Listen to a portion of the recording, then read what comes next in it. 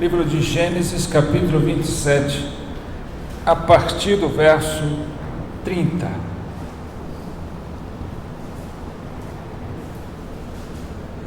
Diz assim a palavra de Deus: Mal acabara Isaque de abençoar a Jacó, tendo este saído da presença de Isaque seu pai, chega Esaú, seu irmão, da sua caçada.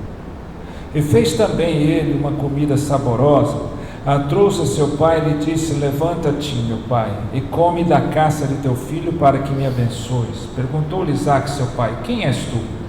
Sou Esaú, teu filho, teu primogênito, respondeu. Então estremeceu Isaque de violenta comoção e disse: Quem é, pois, aquele que apanhou a caça e me trouxe? Eu comi de tudo antes que viesses, e o abençoei, e ele será abençoado.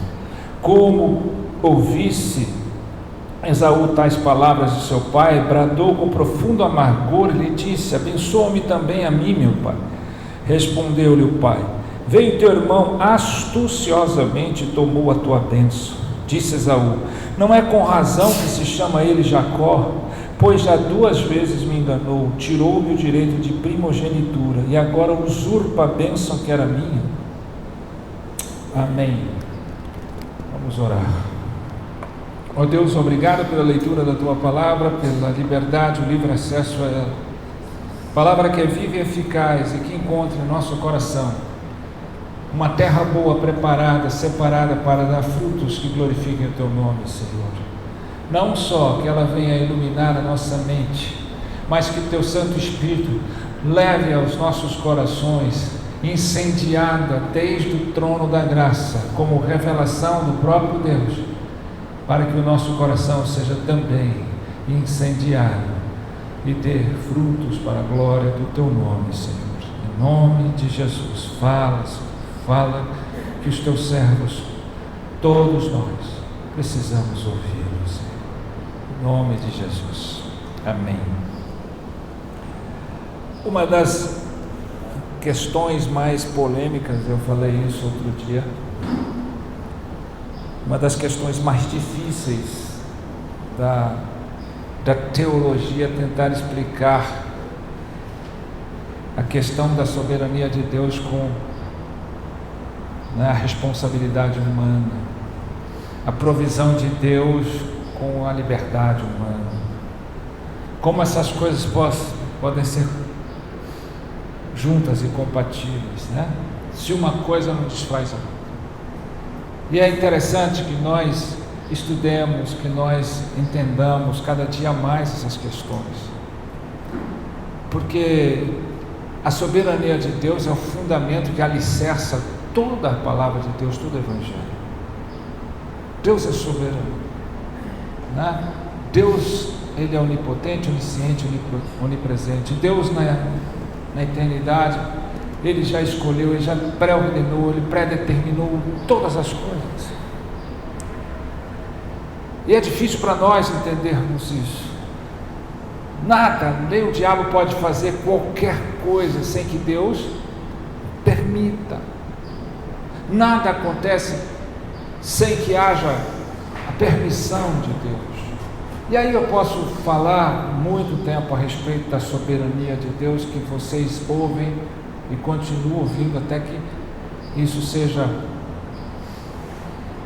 penetrado nas vossas mentes e nos vossos corações. E por que a gente tem que alicerçar isso? Porque infelizmente a soberania de Deus tem sido, vamos dizer, de alguma forma atacada por uma linha de raciocínio teológico que não crê na soberania de Deus, que acha que o homem tem parte nisso. Não, em questão de vida, em questão de salvação, em questão de todos, Deus é soberano. Mas então, se é soberano, a responsabilidade do homem é minimizada ou quase que nula, porque se Deus já vai fazer da forma dele, o homem não tem responsabilidade. E isso não é verdade. Uma coisa não anula a outra. A responsabilidade do homem permanece e ela tem consequências. Ela sempre vai ter consequências. E é exatamente isso que muitas vezes danifica o ensino verdadeiro do Evangelho. Quando as pessoas falam da soberania de Deus e de alguma forma se justificam na sua irresponsabilidade, cometendo atos irresponsáveis pelas próprias mãos, e às vezes dizendo, mas Deus quis assim. E fins não justificam meios quando se diz da palavra de Deus ou quando se diz do próprio Deus, né? Sim, Ele é soberano. Sim, o homem é responsável pelos seus atos. Sim, uma coisa não anula a outra. E sim, você não vai entender isso bem. E eu também não vou entender isso bem, porque nenhum de nós pode entender isso bem. Como eu falei outro dia, são duas linhas paralelas que vão se encontrar lá na frente como um paradoxo, mas jamais uma anula a outra. Lá nós vamos entender perfeitamente lá na glória, mas aqui, na nossa limitação, nós jamais vamos entender perfeitamente. Então, para mim, eu compartilho numa linha teológica de que não existe uma resposta plena que nos dê o sentido pleno e nós vamos entender. Tem certos mistérios de Deus que nós não vamos entender plenamente, vamos entender suficientemente.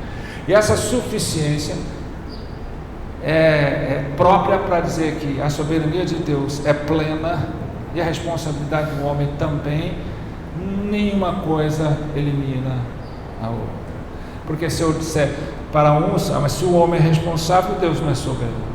Se Deus é soberano, o homem já não tem a responsabilidade, porque Deus vai fazer do jeito que quer. E vários textos você percebe, e a própria palavra de Deus determina que não é assim, né? E esse é um texto bem típico desse, né? Nas minhas meditações desses últimos dias, eu venho lendo e observando quantas vezes a gente vê a situação de Jacó, de Esaú, e a gente vê a soberania de Deus aqui, né? A gente vê aqui nesse texto que nós acabamos de ler a amargura de Esaú, porque pela segunda vez ele foi enganado por Jacó, ele perdeu o direito de primogenitura e agora perde a bênção do pai por uma estratégia astuta de Jacó, né? Mas será que é assim mesmo? Deus não quis, sim. Deus disse, e nós temos que ver o que acontece aqui. Lá em Gênesis, no capítulo 25, quando Sara engravida e vê os de gêmeos e eles estão ali brigando no teu ventre, né? Quando Rebeca, melhor dizendo, concebeu, a palavra de Deus diz que os filhos lutavam dentro dela, e ela consultou o Senhor, e a resposta do Senhor foi o seguinte: 2 nações há no teu ventre, capítulo 25, verso 23, 2 povos nascidos de ti se dividirão, um povo será mais forte que o outro, o mais velho servirá o mais moço. Veja que isso é uma contradição à lei dos homens, isso é uma contradição a toda a forma que os homens praticam, porque o mais velho servirá o mais moço, e na lei, na tradição, o mais velho nasce com direito de primogenitura, ele recebe toda a herança, ele dirige toda a família. Mas Deus não segue os planos, a ordem e a sistemática dos homens. Ele é Deus, Ele é soberano, Ele determina, né? E Ele já escolheu Jacó lá atrás, lá na eternidade pretérita, lá no passado, lá antes de tudo fosse criado. Ele elegeu Jacó. O apóstolo Paulo, em Romanos 9, fala que quando os gêmeos nasceram, né, antes mesmo de fazerem qualquer coisa, antes mesmo de realizarem qualquer ato certo ou ruim, Deus já tinha elegido Jacó, amado Jacó, e aborrecido ou odiado Esaú. Então não foi porque eles fizeram deixar de fazer, mas pelo beneplácito da vontade do Senhor, que é soberano, que é perfeita e que não falha. Nós não vamos entender porque que Deus escolhe um e escolhe os outros, mas Deus sabe, e Ele assim o fez. Ele escolheu um povo, a ser chamado seu. Todos eram culpados, mas ele usou de misericórdia, separou este povo para ser salvo, né? E aqui está a clara evidência de que ele escolheu Jacó e se aborreceu de Esaú. E ele disse para Rebeca que nasceria o menor, e que esse menor seria abençoado, e o maior, o mais velho, serviria ao mais moço. Rebeca sabia disso, Isaac sabia disso. Isaac também tinha consciência, mas aí você começa a observar a interferência das pessoas e a irresponsabilidade das pessoas. O fato de Deus ter feito isso não justifica Rebeca ter preferência por Jacó e fazer as coisas que fez, como também de Isaac insistir em abençoar Esaú contra a vontade de Deus, que seria para Jacó. Então você percebe que a palavra de Deus declara que Rebeca tinha preferência por Jacó e Isaac tinha preferência por Esaú. Esaú não valorizava a bênção, Jacó supervalorizava, porém não justifica Jacó usar de meios astutos para chegar aonde Deus dissera que ele chegaria. E a Bíblia está cheia desses casos, como as nossas vidas estão cheias desses casos. Muitas vezes nós pensamos que podemos dar uma ajuda a Deus. Muitas vezes a gente acha que fins justificam meios. Muitas vezes a gente acha que pode agir de uma maneira contrária a Deus, mesmo sendo que vai atingir o propósito de Deus. Não, por isso a palavra de Deus diz que muitos de nós semeamos vento e colhemos tempestades. A gente não entende o processo de semear e colher, que você semeia, você colhe. Então temos que nos preocupar, sim, de que Deus elege o seu povo, elege os seus, de que Deus tem um propósito, e jamais os propósitos de Deus serão frustrados. Porém, não significa que eu tenho que alcançar pela minha autojustiça, pelas minhas próprias mãos. Eu tenho que fazer da minha forma e não obedecer a Deus. Veja que Jacó, obstinado pela bênção, ele está ali fazendo uma sopinha, um guisado de lentilhas, e Esaú está caçando há vários dias sem comer nada. Quando ele chega da caça, Jacó aproveita-se da fraqueza do irmão, porque estava com fome.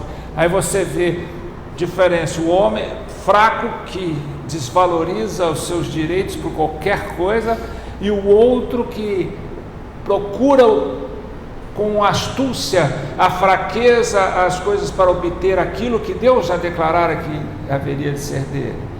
A falta de confiança em Deus, a falta de entrega a Deus. Jacó achou: eu vou dar um jeitinho. Aí quando Esaú foi me dar um pouco da sua lentilha, ele pegou e falou: te dou sem passar o direito de progenitura. Parece uma coisa tão insensata, tão ilógica, né? Um fato tão importante como o direito de progenitura ser negociado com um prato de sopa, né? Muitas vezes a gente faz isso, né? Muitas vezes a gente menospreza as bênçãos de Deus por causa de alguma coisa que o mundo pode nos dar. Muitas vezes a gente menospreza as coisas de Deus por causa de um favorecimento do mundo, de um agrado do mundo, de uma necessidade do mundo, de uma oportunidade do mundo. Nós entregamos, vendemos, negociamos a nossa alma, o nosso coração. Por outro lado, Jacó, com a sua astúcia, achou: eu vou enganá-lo.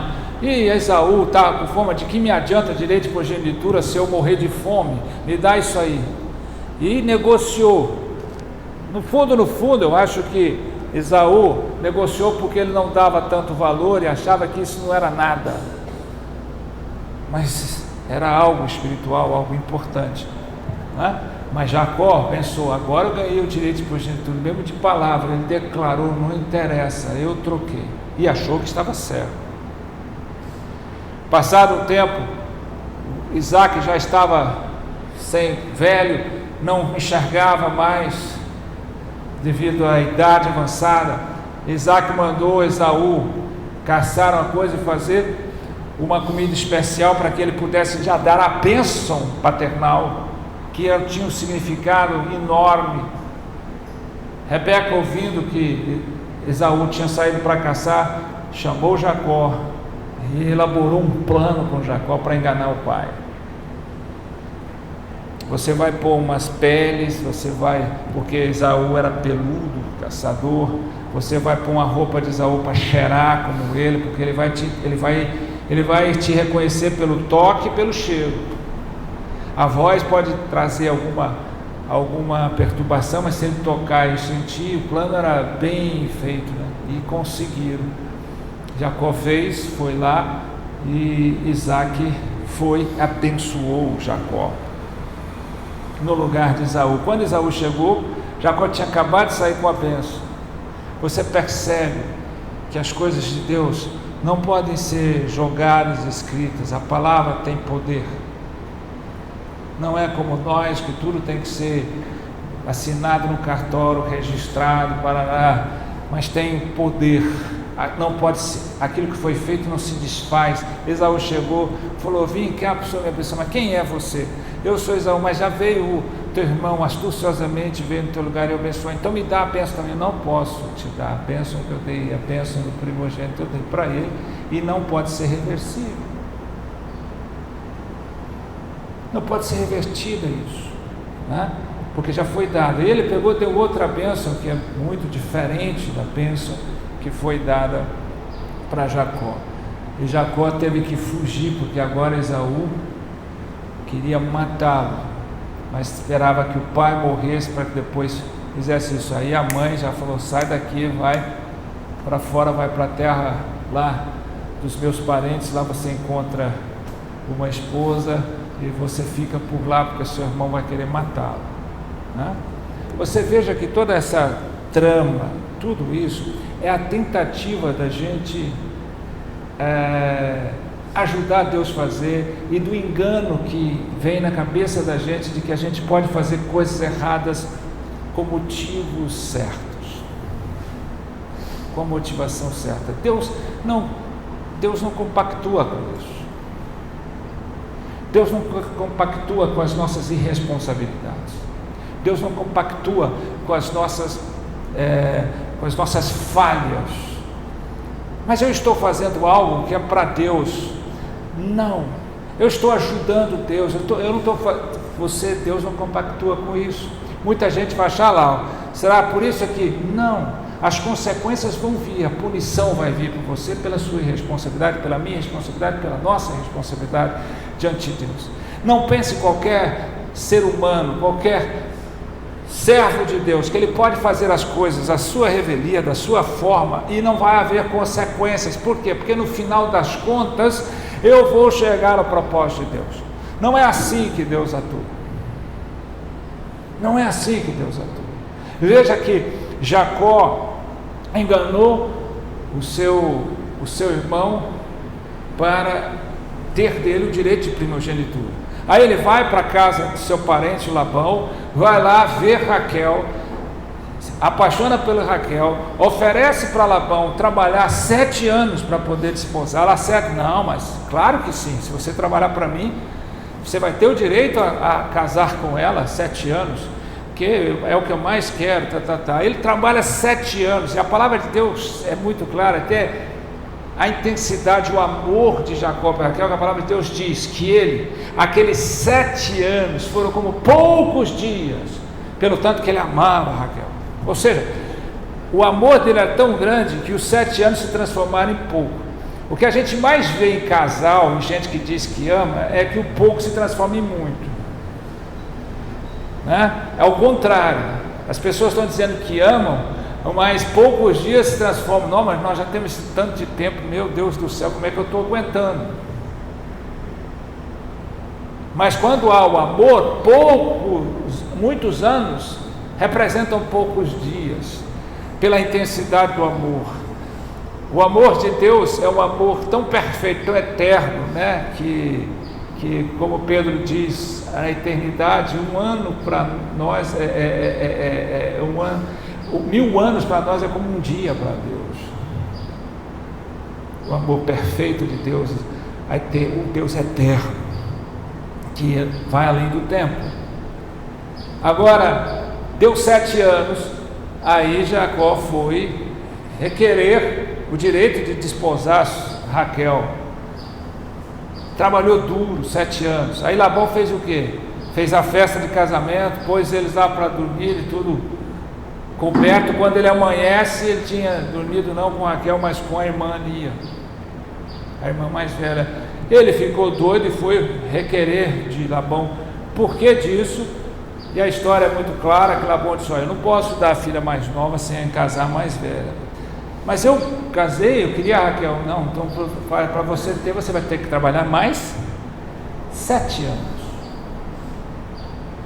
E ele trabalhou mais 7 anos para poder desposar também Raquel. E ele teve que trabalhar mais tantos anos, um total de 20 a 21 anos ele trabalhou para ter direito àquelas ovelhas, aos bens dele. Você percebe que ele semeou e colheu. Ele enganou e foi enganado, né? Ele enganou o irmão para ter o direito de primogenitura, e agora ele pega, o sogro engana ele, dando a mulher, o cara tem que trabalhar dobrado, triplicado para poder ter o direito. Além disso, depois dos 14 anos, ele foi trabalhar para ter o direito às ovelhas. Toda vez que ele tinha ovelha, o sogro ia lá e trapaceava ele, mesmo ele sendo abençoado por Deus. Mesmo ele sendo abençoado por Deus, ele não deixou de ser aquilo que Deus tinha como propósito, mas ele tinha que passar, ele tinha que responder à responsabilidade do que ele fez, da forma que ele agiu. Então muitas vezes a gente acha que a gente está em Cristo agora e que beleza, agora é tudo bem, eu não tenho responsabilidade pelo que eu faço, eu não tenho responsabilidade sobre o que eu fiz. Tem responsabilidade sim, e tem que cuidar disso, tem que tratar dessas coisas de fato, né? Jacó teve que, depois disso, ter uma luta com Deus, para que Deus abençoasse e deixasse a identidade dele, que Jacó significa enganador, e passasse a chamar Israel. Essa foi a luta de Jacó com o anjo de Deus, né? Ele saiu coxo o resto da vida, mas saiu com o coração transformado. E mesmo sendo o Israel de Deus, lá na frente, tendo os seus filhos, os filhos que ele teve com Lia, que teve com as concubinas, e que teve com Raquel, José, e depois Benjamim, que nasceu, sendo que no parto de Benjamim a Raquel morreu. Aí você percebe o que? Quando os irmãos, ele dá uma preferência, lá vem de novo a José, né? Enche José de atenção, dá uma capa para José. Você vê que ele não perdeu a condição de errar. E aí os irmãos sentem uma raiva e inveja de José. O que eles fazem? Tentam matar José, não conseguem matá-lo, jogar no cisterna, vende ele como escravo, pega aquela roupa colorida de pavão que ele dá para José, joga um sangue, mata o animal, joga um sangue e faz o quê? Diz para o pai que José foi morto por um animal. Então veja que o Jacó, que engana o pai para se receber a bênção, agora é enganado pelos filhos, e dizem que o filho que ele tanto amava morreu. Então veja quantas coisas a gente recebe, que a gente semeia, e a gente é punido, a punição, né? Você tem a soberania de Deus, Deus já declarou, Deus já elegeu na eternidade, mas isso não tira a sua responsabilidade de agir corretamente. Se você pegar todos esses personagens, você vai perceber que, né, você olha para você ver Rebeca, né? Rebeca, no capítulo 35, você percebe uma coisa, as atitudes de Rebeca, né? No capítulo 35, versículo 8, morreu Débora, a ama de Rebeca, e foi sepultada ao pé de Betel, debaixo do carvalho que se chama Alambacô. Cut. Veja que a ama de Rebeca teve um memorial, teve a coisa que Rebeca não teve. Nem isso ela teve. E a sua ama foi sepultada, teve um cerimonial muito mais honroso do que a própria Rebeca. Então a gente acha que Deus já tinha determinado para ela que o mais novo, ela sabia que Jacó, e toda a promessa de Deus sobre Abraão, Isaac, Jacó continuaria. Mas mesmo assim, por ela ter agido erradamente, tendo preferência, ela não foi honrada no final do seu dia. Ela não teve, a sua ama teve mais honra na sua sepultura do que a própria Rebeca. Veja Isaac também, a palavra de Deus diz no mesmo capítulo, versículo 28 e 29, foram os dias de Isaac 180 anos, velho e farto de dias expirou Isaac e morreu, sendo recolhido ao seu povo, e Esaú e Jacó, seus filhos, o sepultaram. Outra coisa, Isaac também depois daquilo não teve proeminência, não teve a vida com muito significado, falhou, sua vida se perdeu, ele não teve mais a proeminência que ele poderia ter. Então, às vezes as pessoas acham que pode agir de qualquer forma, que estão dentro de uma promessa de Deus, isso lhes dá a liberdade de agir da forma que quiserem.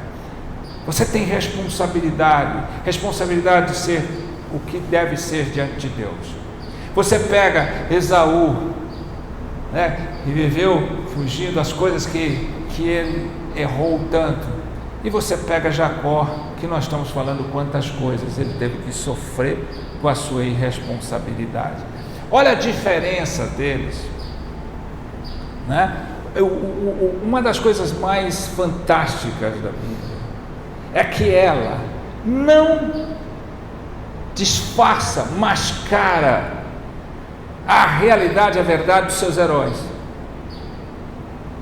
Ela conta explicitamente os erros, as fraquezas dos seus heróis. Ela não fica fazendo dos seus heróis da fé pessoas inatingíveis, pessoas sem pecados, sem erros. Ela conta explicitamente os fracassos, as fraquezas, as pecaminosidades dos seus heróis. Diferentemente deste mundo que mascara, que protege os seus heróis como se eles fossem intocáveis, irrepreensíveis, não errassem.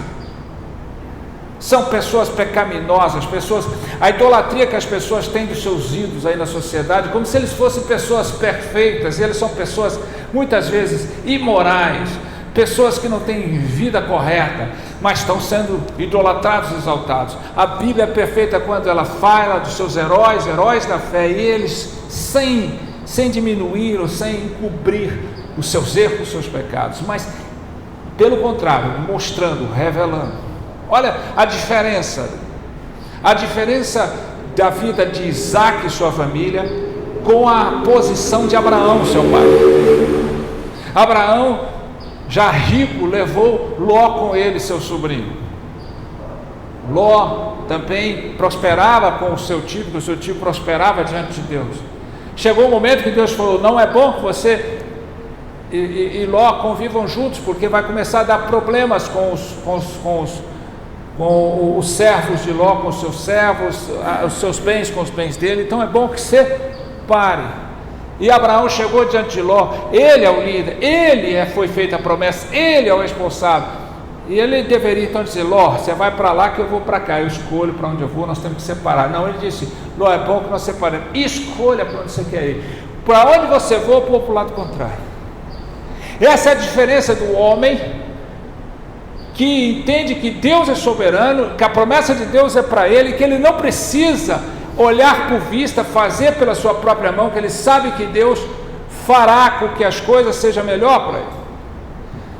É claro que Ló olhou para as campinas onde tinha Sodoma e Gomorra e viu aquela fartura: eu quero é para lá. É como se você olhasse do lado de cá uma terra desértica, que é exatamente onde Abraão foi, e o outro olhando para uma terra toda campina, verde, toda linda. Ló, que não é bobo, não é nada, eu vou para lá. Abraão: então tudo bem, vai para lá que eu vou. Abraão nem discutiu, Abraão nem disse: olha, mas espera aí, eu estou te dando oportunidade, você quer a melhor parte e eu vou ficar com a parte ruim. Abraão, um homem de fé, amigo, Deus sabia que não tem parte ruim, lugar aonde Deus falou, ele vai cumprir a promessa e ele vai fazer acontecer. Agora, a diferença de Isaac teve que ter esse problema, morrer sem preeminência. Por quê? Porque ele insistiu em abençoar Esaú, sabendo que a bênção de Deus seria para Jacó. Ele insistiu que Esaú deveria ser contrariando a vontade de Deus. Ele devia já preparar ou ter preparado, mas ele não aceitava isso no seu coração. Ele não aceitava a vontade de Deus. Ele queria Esaú, e a vontade de Deus foi explícita: eu quero Jacó. O que fez Rebeca? Ela não deveria mexer com nada. Ela deveria falar para o seu filho: olha, se Deus te escolheu, Ele vai fazer. Não, vamos dar um jeito de enganar. Jacó, fica tranquilo. Jacó devia saber: eu quero a bênção. Se eu sei que o Senhor me dá, eu não sei como é que vai ser, mas sei que o Senhor vai me dar. Não, eu vou agir. Eu vou agir. E assim foi que eles fizeram. E todos eles tiveram consequências disso. Todos eles tiveram consequências disso. Você faz um contraste com Abraão, você vê a diferença. Você faz um contraste com Abraão, você vê a diferença. E isso vai ser levado, né? Porque depois que o José aprende com isso, né? Quando chega diante dos irmãos lá no Gênesis, no capítulo 50, quando ele diz: vocês intentaram mal contra mim, mas foi Deus quem me trouxe. Então o propósito de Deus se cumpre porque Deus é soberano. O homem não precisa ajudar Deus a fazer, porque é uma obra única e exclusiva de Deus, é monagística, ou seja, é só Deus que faz. O que ele tem para fazer, o propósito que ele tem, ele vai fazer chegar lá. Agora, você tentar fazer as coisas ao seu modo vai te trazer consequências. Deus pune os erros daqueles que tentam fazer errado. Deus não é conivente com erros. É um erro achar que Deus está vendo. Jacó fez errado, Rebeca enganou, Jacó enganou, fizeram uma trapaça e Deus ainda assinou embaixo. Isso é um erro, isso é uma heresia, isso é completamente fora de propósito você dizer alguma coisa. Deus é justo, Deus faz a coisa certa, o propósito dele vai ser alcançado. Eles não deveriam fazer nada disso, não deveriam, fizeram e sofreram as consequências disso. Então isso traz para nós muito ensinamento, né? Isso traz para nós muita reflexão. Por quê? Muitas vezes nós achamos que por Deus ter um propósito na nossa vida justifica eu cometer as minhas falhas e que não vai dar nada não, que não vai ter problema. Vai. Se eu, cada um de nós, não pararmos para pensar que nós temos responsabilidade sobre os nossos atos. Tá? Tem muita gente em seus ministérios fazendo coisas que não são corretas para atingir o crescimento e desenvolvimento dos seus ministérios e achando que Deus está assinando embaixo. Tem muita gente querendo uma igreja que aumente, não uma igreja que melhore. Tem muito pastor, e esse é um erro que a gente tem que tomar muito cuidado. Não, eu vou começar a fazer determinadas coisas, porque não importa, Deus tem um propósito e isso é para a glória de Deus. Não, isso é para a sua glória. Tem muito membro, muito crente achando que pode fazer as coisas do seu jeito e que você não vai ter a sua punição. Aí, mas eu sou um servo de Deus, Deus me abençoa, eu vivo para a glória dele, eu vou no culto, não interessa se eu fiz errado, interessa sim. Nós temos que ser irrepreensíveis, nós temos que andar e ter uma conduta correta. Nós temos que saber que o propósito de Deus vai se cumprir, que Deus é soberano, que não existe casualidade, casuísmo com Deus, mas que se nós fizermos errado, nós vamos receber a punição. Nós vamos semear e vamos colher tempestade, vamos semear vento e vamos colher tempestade. Temos que entender isso, né? Não adianta se auto-justificar, nós precisamos parar para pensar nisso, né? Veja que Jacó, do mesmo jeito que ele enganou, ele foi enganado. e foi enganado também de maneira terrível. Imagina a agonia dele quando soube, ele queria ir para a sepultura quando soube que José tinha sido morto, sendo que José tinha sido vivo. Enganado pelos próprios filhos, porque enganou o próprio pai. Então, de fato, Deus aborrecia de Esaú, mas amava Jacó, e Jacó foi. Deus iria trabalhar o coração de Jacó, trabalhou o coração de Jacó, mas não deixou por menos. Você pega Davi, um homem segundo o coração de Deus, não deixou de ser um homem segundo o coração de Deus, não deixou de ter a sua ascensão, a sua ascendência. Cristo veio, dali seguindo a sua árvore genealógica de Davi. Agora, não deixou de ser o rei Davi, o homem de Deus, mas as consequências dos seus erros ele pagou todas. Então nós temos que ter essa responsabilidade. Mas pastor, o que eu faço quando eu errei? Se arrependa. Entregue o seu coração a Deus e se arrependa verdadeiramente. Entenda que arrependimento verdadeiro vem de Deus. Senhor, transforma o meu coração e faz com que eu de fato tenha a minha ação correta daqui para frente.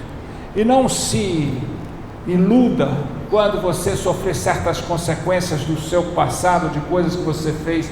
Encare-as de frente. Assume a sua responsabilidade. Não fuja dela. Porque se arrepender, ter verdadeiro, eu fiz, Senhor. Eu só não quero que o Senhor afaste o teu espírito. Não é porque eu estou agora que eu vou fechar os olhos e não quero nem saber. Não, eu preciso aprender.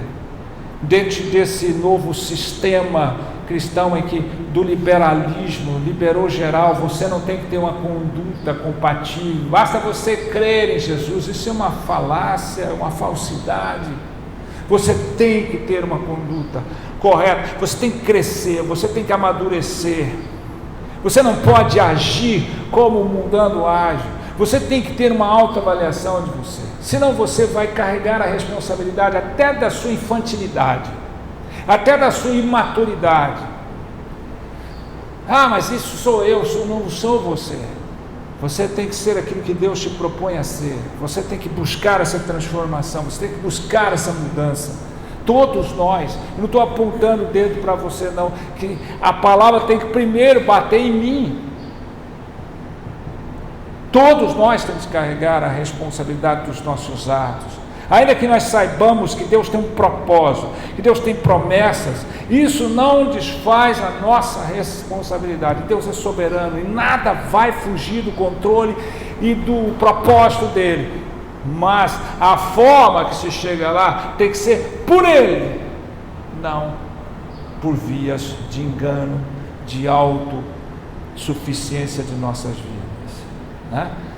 Sim, nós temos aqui diante de nós uma família dos patriarcas, Isaac, e nós temos consequências graves para todos eles, que não deveria ter. Deus é soberano. Se você pegar quando Jacó vai para, quase morrendo, vai para a terra do Egito com toda a sua família para ser ali recebido por José já o vice-governante do Egito. José leva os seus 2 filhos para serem abençoados por Jacó, Efraim, Manassés. Eles chegam com os 2 filhos que ele teve no Egito. Jacó coloca um do lado, o outro do outro, e José coloca o mais velho do lado direito e o mais novo do lado esquerdo, e Jacó coloca a mão direita sobre o mais novo e a mão esquerda sobre o mais velho. José tenta mudar a mão dele, ele continua fazendo a mesma coisa, que na simbologia significa a mão direita abençoar. A bênção vem com a mão direita, a bênção do primogênito, a bênção maior. Então veja que já Deus dissera a Isaac: abençoa o mais novo em detrimento do mais velho, porque Deus não segue os padrões humanos. Deus é soberano.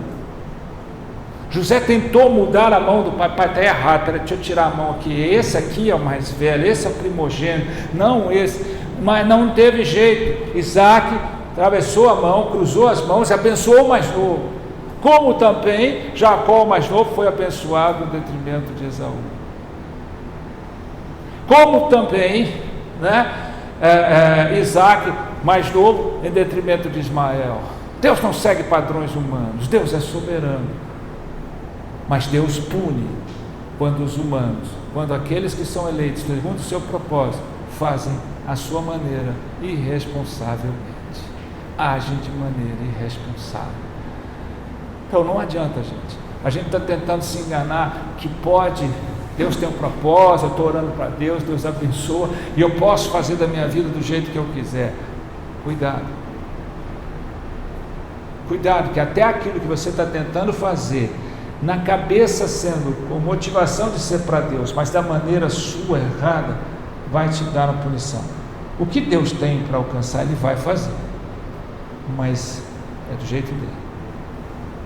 Veja que Abraão ficou com a pior parte, mas Deus transformou aquilo numa grande bonança. Ló achou que era o grande barato, e veja o que virou Sodoma e Gomorra.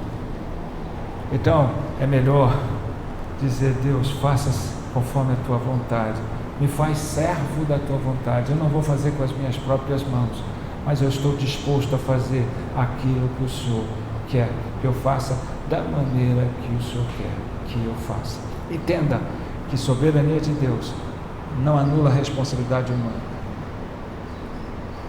Não anula a responsabilidade humana. Você vai ter dificuldade de entender isso na sua mente, mas que você pelo menos entenda isso na prática da sua vida. Amém? Vamos levantar, vamos orar a Deus.